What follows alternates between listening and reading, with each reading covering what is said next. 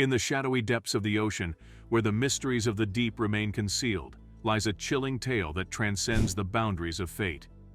Join us as we delve into the harrowing and heartbreaking story of Rob Stewart, the fearless filmmaker who met his darkest fears in the abyss.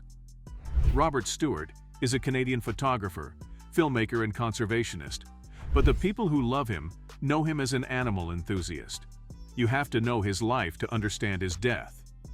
Robert Stewart was born on December 28, 1979 in Toronto, Canada. When kids around him find fascination in the latest toy, he finds his love in the water and animals.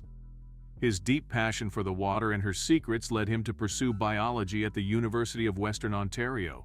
Rob had a passion for animals and sea creatures, but he was not that concerned with endangered animals before, because in the ocean, Rob saw the mesmerizing magic of blue. But the moment that changed the course of Rob's life was when, in his words, "It wasn't until I was in Borneo and I saw proboscis monkeys getting encroached on by palm oil plantations and was in the Galapagos and found sharks getting long-lined." This ignited the passion to expose this extortion to the public. He became the voice for the voiceless creatures. He joined the strong point he had, the power of storytelling and filmmaking to make an impact in the world. This led him to make Shark Water, which was released in 2016. In this, he visited 12 countries and made footage of the things he found.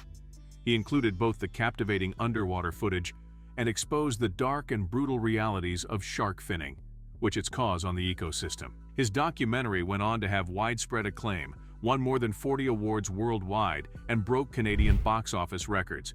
It also ignited the global conservation of sharks, which was the dream of Rob.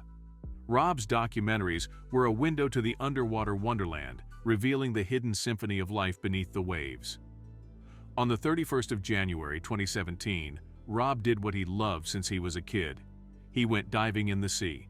He boarded the dive boat Pisces on the little island of Isla Morada, which is located close to Key Largo, Florida. He aimed to go the Queen of Nassau, a century-old Canadian steamship sitting 70 meters 230 feet below the surface of the water, as there was a spotting of a sawfish that was becoming rare. He thought it would be great footage for the second documentary that he was making, but fate had different plans for him. The boat carried the boat's captain David Wilkerson, collaborator Brock Cahill, dive instructor Peter Sotis, and Peter's wife Claudia, who is a doctor. On the initial dive, the crew didn't find any sawfish. It was the same result in the second dive, but upon returning, the crew found that they left a grappling hook on the wreck attached to a buoy on the surface. Stewart and Sotis dove to retrieve it. Around 5 p.m., they resurfaced and everything was okay. But Sotis showed signs of needing a medical emergency, and people on the boat rushed to him with oxygen. By that time, Stewart was nowhere to be seen in the water. By the time the news got out of Rob's disappearance, there was an outpour of help from everywhere, from the conservation communities to volunteers. Even as the days passed without any result, the optimism and belief of his family and friends fueled the search team to find him alive. Sadly, those hopes were shattered when Rob Stewart's body was found on Friday, February 3, 2017.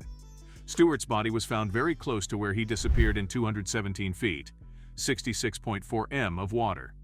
His death was rumored due to the rebreather and the carelessness of Sotis, who is known to have a bad reputation for pushing the limits of diving and selling non-compliant scuba tanks. His family did file a negligence lawsuit against his company, Horizon Dive Adventures, the owners of the Pisces. The company has left the dive industry permanently, and his company has gone bankrupt. Rob Stewart remains to live through his second film, Shark Water Extinction, completed by Nick Hector, editor, and Sturla Gunnarsson, a documentary filmmaker who acted as a creative consultant. For 9 months, they joined all the material they could find that Rob documented and made it into a film.